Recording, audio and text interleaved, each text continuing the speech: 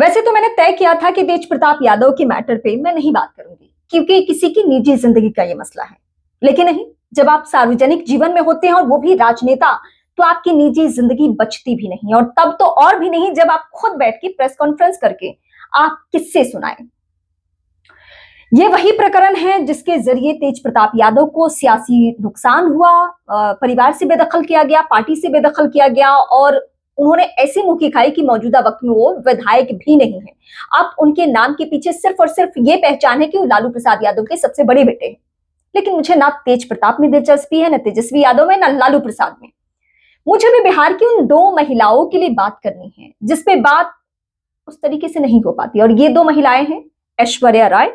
और अनुष्का यादव। मतलब एक लालू परिवार की वो बहू जिसका मामला कोर्ट में चल रहा है तेज प्रताप यादव के साथ, और एक वो महिला जिसे मैं बहू भी नहीं कह सकती कथित तौर पर, क्योंकि अपनी सहूलियत के हिसाब से तेज प्रताप यादव ने इस रिश्ते को एक्सेप्ट किया, कहा कि 12 साल का प्रेम संबंध था, और जब उन्हें नहीं लगा कि मुझे इस पे बात नहीं करनी है, तो उन्होंने कहा कि नहीं नहीं, मेरा तो सोशल मीडिया हैक हो गया था। जब इस सोशल मीडिया हैक होने की बात कही जाती है ना, तो अभी अपर्णा यादव का प्रकरण, अगर आप यूपी की राजनीति में दिलचस्पी रखते हैं तो आपको याद होगा, अपर्णा यादव के पति ने एक दिन सोशल मीडिया साइट पे, मतलब इंस्टा पे, ये लिख दिया कि ये महिला बहुत खुदगर्ज है, मुझे इसके साथ रहना नहीं है और मैं इसके साथ तलाक लेने जा रहा हूं। और ये मामले के कुछ दिन बाद ही, पहले तो उसी समय खारिज किया गया कि नहीं नहीं, ये सोशल मीडिया अकाउंट हैक हो गया है, लेकिन वो लग रहा था कि हैक नहीं हुआ है। बाद में वो दोनों खुद एक पोस्ट करते हैं और बताते हैं कि नहीं नहीं, हमारे बीच में सब कुछ सुलझ चुका है। तो जब कोई कहे कि मेरा सोशल मीडिया अकाउंट हैक हो गया है, तो आप समझ जाइए कि बिल्कुल हैक नहीं हुआ है, उन्हीं दोनों में से किसी ने ये खेल किया है। और यही बात तेज प्रताप यादव के मसले पर भी लागू होती है। मैं कहने ये जा रही थी कि अनुष्का यादव के एंगल से या ऐश्वर्या के एंगल से आप इस पूरे मामले को समझिए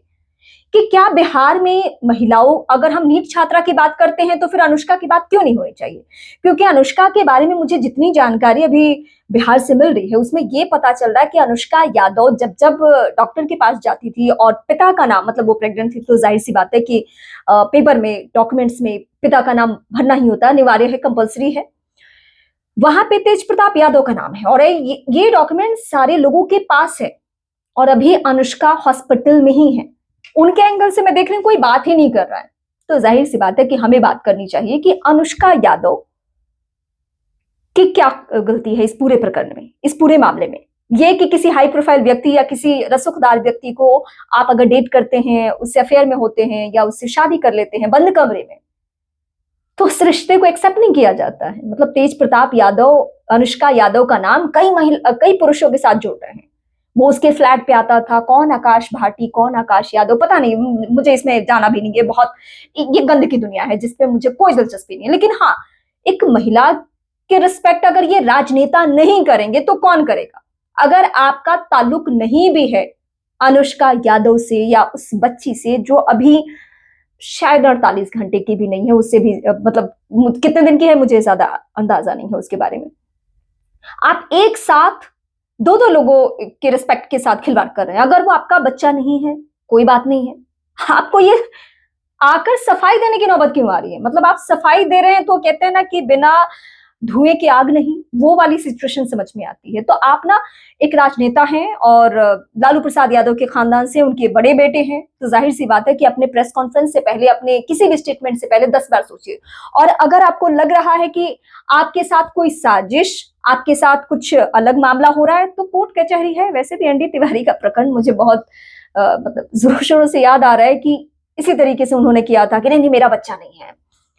फिर कोर्ट कचहरी, अदालत, मुकदमा, डीएनए टेस्ट, और आखिर में बुढ़ापे में शादी। राजनेताओं के किस्से इस तरीके से भी है। लेकिन हाँ, किसी महिला के साथ, अनुष्का यादव या ऐश्वर्या, किसी के साथ अगर उनकी इज्जत के साथ, या वो बच्ची जो अभी दुनिया में आई है और उसको ये दिन देखना पड़ रहा है कि कुछ लोग उसको एक्सेप्ट करने से इनकार करें, तो जाहिर सी बात है कि इस पे बात करनी चाहिए, चाहे ये गंद ही सही, लेकिन इस पे बोलना जरूरी है,